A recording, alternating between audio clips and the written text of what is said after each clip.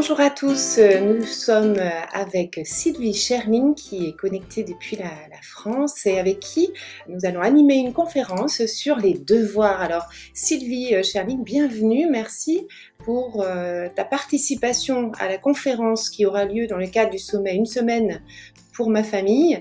Tu es praticienne en psychopédagogie positive et formatrice sur le thème Enseigner autrement. On en parlera un peu plus tard. Alors, qu'est-ce qui revient le plus souvent par rapport aux questions que se posent les parents concernant le sujet des devoirs? Bonjour Nathalie, je suis ravie d'être parmi vous. Alors, effectivement, tu disais que j'étais formatrice. Effectivement, j'interviens dans les établissements scolaires. Et alors que dans les établissements scolaires, j'invite les équipes pédagogiques à repenser les espaces d'apprentissage. Je parle de flexibilité et de classe flexible. Et je me suis dit, mais on parle de classe flexible à l'école, de flexibilité pédagogique, et pourquoi n'en parle-t-on pas à la maison? Et de repenser l'espace de travail de l'enfant quand il fait ses devoirs, et de mettre un petit peu de flexibilité à la maison, c'était aussi pour moi, non seulement d'aider l'enfant, d'aider le parent, mais aussi de faire de lien avec l'école. Alors justement, ça fait partie de ce que je vous propose d'aborder lors de la conférence, c'est d'inviter les parents à réfléchir au fait que faire ses devoirs, apprendre une leçon, c'est pas forcément assis droit sur une chaise, mais il peut y avoir d'autres façons d'apprendre dans d'autres endroits que à son bureau ou à la table de salle à manger. Et c'est ce dont je vous parlerai donc le 23 mai. Donc il y a d'autres notions qui seront importantes pour les parents. Est-ce par exemple la notion du moment, du temps des devoirs? Exactement. Donc j'ai l'intention de... donc là, on a effectivement parlé de l'espace de travail qui va plutôt répondre à la question du comment, à laquelle j'ajouterai des méthodes, des astuces, des trucs. Mais effectivement, Nathalie, tu as raison, il y a aussi la question du quand.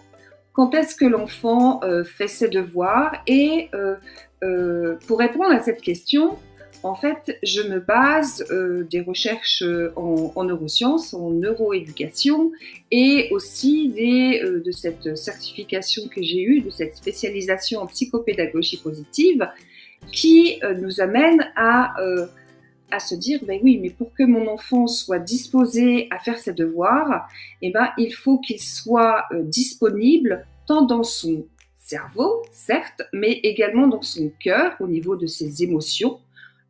Qu'est-ce qu'il a vécu dans sa journée d'école? Quand il rentre à la maison, est-ce qu'il a besoin de déposer certaines choses?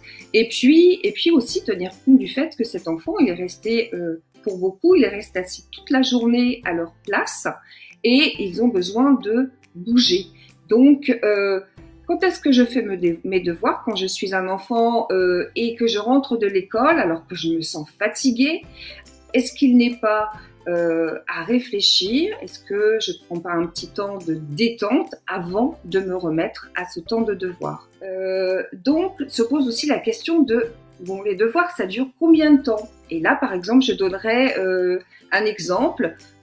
Tu as peut-être entendu parler de la méthode Pomodoro. Donc, ça fait partie des astuces que je donnerai pour juger du temps par rapport à l'âge de l'enfant et de combien de temps un enfant est susceptible de passer à ses devoirs.